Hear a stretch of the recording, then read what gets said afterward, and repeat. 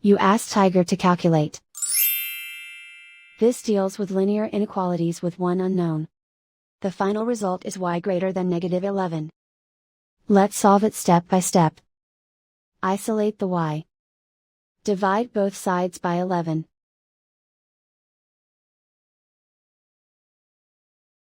Simplify the fraction.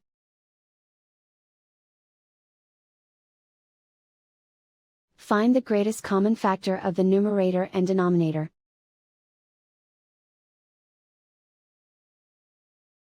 Factor out and cancel the greatest common factor.